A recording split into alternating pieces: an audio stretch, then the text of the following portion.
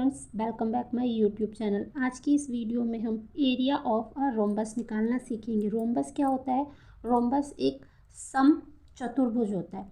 जैसे कि यहाँ पर ये फिगर बनी हुई है, रोम्बस की चारों साइड्स क्या होंगी? इक्वल होंगी और उनके जो डायगोनल होंगे वो आपस में बाइसेक्ट करेंगे। बाइसेक्ट करना मतलब इसे बीच में से इक्वल वो डिवाइड करेंगे और 90 डिग्री पे वो एक दूसरे को डिवाइड करते हैं। तो ये जो रोम्बस जो चारों साइड्स होंगी वो क्या होंगी? इक्वल होंगी। और जो इनके जो एंगल्स होंगे इनका सम, यहाँ ये वाले एंगल और ये वाले एंगल जब हम जोड़ेंगे तो इनका सम हमें 180 के इक्वल मिलेगा। तो एरिया ऑफ अ रोम्बस या क्षेत्रफल निकालना है हमें समचतुर्भुज का। तो हमें क्या फॉर्मूला याद करना होगा? 1/2 इंटू D1 इंटू D2। ये जो होते हैं यहाँ पर, ये जो इस तरीके से एक दूसरे को कट कर रहे हैं, ये क्या होते हैं? इसके डायगोनल होते हैं। डायगोनल को विकर्ण बोलते हैं हिंदी में। तो यहाँ पर हमें जब भी एरिया निकालना होगा किसी रोम्बस का तो हमें क्या दिए होंगे? यहाँ पे डायगोनल की ये लंबाई दी होगी कि एक डायगोनल इतने सेंटीमीटर या मीटर का है, ये एक डायगोनल इतने सेंटीमीटर या मीटर का है। तो उस हिसाब से हम क्या करेंगे? किसी भी रोम्बस का एरिया निकाल लेंगे। तो यहाँ पर क्वेश्चन है हमारे पास, find the area of a rhombus whose diagonals are of length 10 centimetre and 9 centimetre. Question में कहा गया है कि हमें एक रोम्बस का एरिया निकालना है और उसकी जो डायगोनल है, जो बड़ा डायगोनल है वो 10 सेंटीमीटर का है और जो छोटा डायगोनल है वो 9 सेंटीमीटर का है। तो मान लीजिए ये वाला डायगोनल हमारा कितना है? 10 सेंटीमीटर का है और ये डायगोनल कितने का है? 9 सेंटीमीटर का। तो हमें इसका क्या निकालना है? एरिया निकालना है। तो हम वही फॉर्मूला लगाएंगे यहाँ पर, एरिया ऑफ आ रोम्बस क्या हो जाएगा? हाफ इंटू D1 है ये, इंटू D2। अब एरिया निकालना है तो हमारा डायगोनल पहला कितना है? पहले हम लिखेंगे यहाँ पर हाफ। पहला डायगोनल कितना है? 10 सेंटीमीटर का और दूसरा कितना है? 9 सेंटीमीटर का। अब 2 से जब हम इसको डिवाइड करेंगे तो 2 5 जा, अब यहाँ पर कितना हो जाएगा? 5 इंटू 9, 5 9 सा कितना होता है? 45 सेंटीमीटर स्क्वायर। तो इस डायगोनल का जो हमें ये जो डायगोनल दे रखे थे, इसका जो एरिया आया वो कितना आया?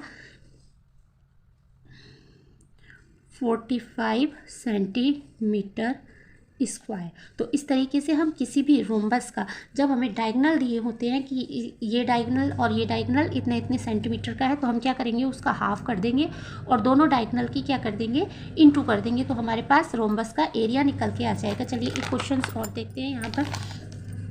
The area of a rhombus is 72 centimeter. If one of the diagonals is 9 centimeter long, find the length of the other diagonal. अब यहाँ पर हमें क्या दिया है? किसी रोम्बस का हमें क्या दे दिया है? एरिया दे दिया है।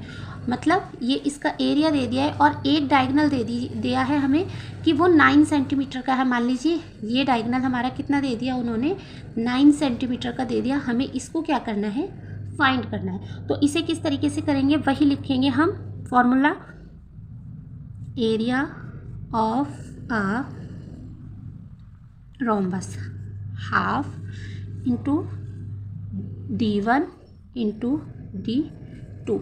अब डायगोनल 1 की इंटू किससे कर देंगे? हम डायगोनल 2 से करेंगे। तो अब यहाँ पर देखिए हमारे पास एरिया है, तो एरिया कितनी है? 72 सेंटीमीटर। हाफ को ऐसे ही रहने देंगे, इंटू D1 हम इसको मान लेंगे, 9 सेंटीमीटर वाले को D1 मानेंगे और D2 हमें फाइंड करना है तो उसे हम D2 ऐसे ही रहने देंगे। अब इसको करेंगे 72 ऐसे ही रहेगा। 2 से जब हम 9 को डिवाइड करेंगे तो हमें मिल जाएगा 4.5 इंटू D2। अब 4.5 यहाँ पर मल्टीप्लाई हो रहा है, इधर आकर के 72 से क्या हो जाएगा? वो डिवाइड हो जाएगा इंटू D2। अब इसको यहाँ सॉल्व कर लेते हैं। अब देखिए यहाँ पर 4.5 है तो हम क्या कर देंगे? इसको 72 इंटू यहाँ पर आ जाएगा 10। जब ये डेसिमल मूव हो जाएगा यहाँ हो जाएगा 45। अब हम इसको 5 से डिवाइड कर देंगे, 5 2 ज़ा और 5 9 ज़ा, 72 और 2 की इंटू करेंगे तो आ जाएगा 144 डिवाइडेड बाय 9 से जब 144 को डिवाइड करेंगे तो मिलेगा 16। तो जो 16 सेंटीमीटर आया ये क्या आया? हमारा D2 D2 जो डायगोनल 2 की हमारी लेंथ आई वो कितनी आई 16 सेंटीमीटर।